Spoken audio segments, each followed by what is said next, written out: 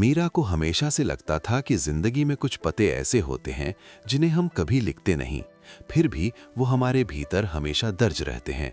जैसे गली नंबर 4 का वो घर, जिसके बारे में वो अब किसी से बात नहीं करती थी, लेकिन हर सुबह आंख खुलते ही उसका ख्याल सबसे पहले वहीं चला जाता था। पीपल के उस पुराने पेड़ तक, जो बरसों पहले भी उतना ही खड़ा था जितना अब उसकी यादों में खड़ा रहता है, और उस घर की खिड़की तक जहां बैठकर कोई अक्सर किताब पढ़ा करता था, बिना ज्यादा बोले, बिना ज्यादा देखने की कोशिश किए, बस मौजूद रहकर। मीरा अब 45 साल की थी, सरकारी स्कूल में हिंदी पढ़ाती थी। बच्चों को व्याकरण और कहानियां सिखाते हुए उसे कई बार लगता था कि जिंदगी खुद एक ऐसी कहानी है जिसमें सबसे जरूरी अध्याय अक्सर अधूरे रह जाते हैं। उसके बालों में सफेदी आ चुकी थी, चेहरे पर समय की महीन रेखाएं थीं और आंखों में एक ऐसा ठहराव था जिसे कोई भी पहली नजर में समझ नहीं पाता। वो बाहर से बहुत सामान्य दिखती थी, सुबह समय पर स्कूल जाना, बच्चों की कॉपियां जांचना, सहेलियों से हल्की फुल्की बातें करना, लेकिन भीतर कहीं एक ऐसा कोना था जहां वो हर रोज लौटती थी, बिना बताए, बिना आवाज किए। उसी सुबह भी जब वो अलमारी की सफाई कर रही थी, पुराने कपड़ों और कागजों के बीच से एक पीला पड़ा लिफाफा नीचे गिरा। शुरुआत में उसने उसे उठाने की जल्दी नहीं की, क्योंकि कुछ चीजें मिल जाएं तो इंसान को अपने भीतर झांकना पड़ता है, और मीरा उस सुबह अपने भीतर देखने के लिए तैयार नहीं थी। लेकिन जब उसकी नजर उस लिफाफे पर लिखे शब्दों पर पड़ी, मीरा के नाम, तो जैसे समय वहीं ठहर गया। लिखावट पहचानने में एक पल भी नहीं लगा। ये वही लिखावट थी जिसे उसने कभी जानबूझकर याद नहीं किया था, लेकिन कभी भूल भी नहीं पाई थी। अमन की लिखावट, वही अमन जो कभी उसका दोस्त था, कभी उसकी खामोशी का हिस्सा, और कभी उसकी सबसे बड़ी अधूरी बात। मीरा कुर्सी पर बैठ गई, हाथ हल्के हल्के कांप रहे थे। डर इस बात का नहीं था कि चिट्ठी में क्या लिखा होगा, डर इस बात का था कि अगर उसमें कुछ ऐसा हुआ जिसे वो बरसों से अपने भीतर दबा कर रखे हुए थी।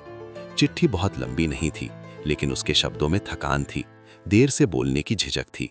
अमन ने लिखा था कि वो बहुत देर कर चुका है, कि वो कभी ठीक से अलविदा नहीं कह पाया, कि उसे नहीं पता मीरा अब कहाँ है या कैसी है। बस इतना जानता है कि अगर ये चिट्ठी उसे मिल जाए तो शायद कुछ अधूरा थोड़ा सा पूरा हो सके। उसने पता वही पुराना लिखा था, और अंत में सिर्फ इतना कहा था कि अगर कभी मन करे तो आ जाना। और मीरा को लगा जैसे उसके भीतर दबा हुआ 17 साल का एक हिस्सा अचानक जाग गया हो। वो 17 साल की मीरा जो कोचिंग सेंटर में सबसे पीछे वाली बेंच पर बैठती थी, कम बोलती थी, ज्यादा सुनती थी, और लाइब्रेरी में खिड़की के पास बैठकर किताब पढ़ने वाले उस लड़के को चुपचाप देखती रहती थी। अमन ज्यादा बात नहीं करता था, ना ही किसी को प्रभावित करने की कोशिश करता था। वो बस अपनी जगह पर रहता था, और शायद यही बात मीरा को उसकी ओर खींचती थी। वे दोनों ज्यादा बातें नहीं करते थे, न फोन नंबर बदले गए थे, न किसी तरह के वादे किए गए थे। बस एक अनकही दोस्ती थी जो हर रोज एक ही समय पर एक ही जगह खुद को दोहराती थी। कभी कभी अमन अपनी किताब मीरा की तरफ सरका देता, और मीरा बिना देखे पन्ना पलट देती, जैसे ये कोई तयशुदा भाषा हो। और फिर एक दिन अमन आया ही नहीं, अगले दिन भी नहीं, उसके बाद भी नहीं।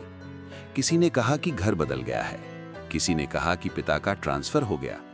मीरा ने किसी से कुछ नहीं पूछा, क्योंकि कुछ सवाल ऐसे होते हैं जिनका जवाब मिलने का डर पूछने से ज्यादा बड़ा होता है, और वो डर मीरा अपने भीतर संभाल नहीं पाती।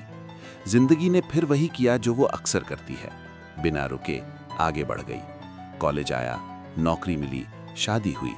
कुछ समय तक सब ठीक ठाक लगा, फिर रिश्तों की दरारें दिखने लगी, और एक दिन तलाक भी उसी खामोशी से हो गया जिस खामोशी से अमन जिंदगी से चला गया था। लोगों ने सहानुभूति दिखाई, सलाह दी, मजबूत बनने को कहा, और मीरा ने सब सुनकर सिर हिला दिया। लेकिन अमन कभी किसी और रूप में उसकी जिंदगी में नहीं आया।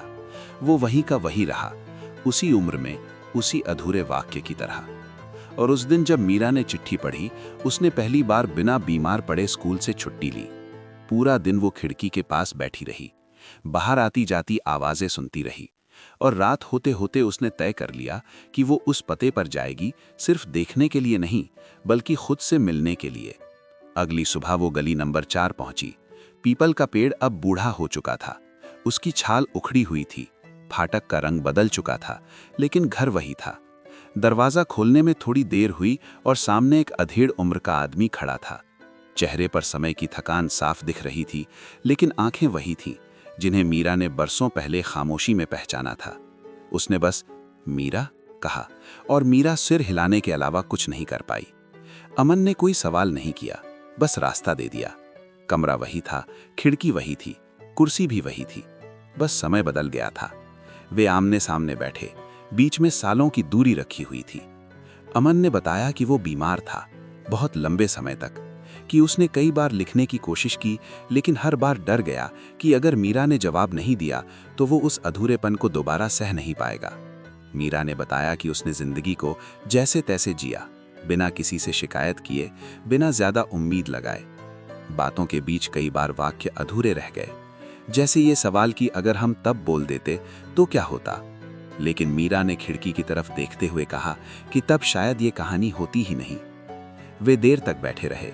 चाय ठंडी हो गई, शब्द गर्म रहे। बाहर शाम उतर आई और जाते वक्त अमन ने बहुत धीमी आवाज में पूछा कि अब क्या। मीरा ने थोड़ी देर सोचा और कहा कि अब हम देर से मिले हैं, लेकिन झूठ से नहीं। वे न साथ आए न साथ गए, लेकिन उस दिन मीरा ने समझ लिया कि कुछ पते अधूरे नहीं होते, बस देर से मिलते हैं। और कभी कभी देर से मिला सच समय पर मिले झूठ से कहीं ज्यादा सुकून देता है।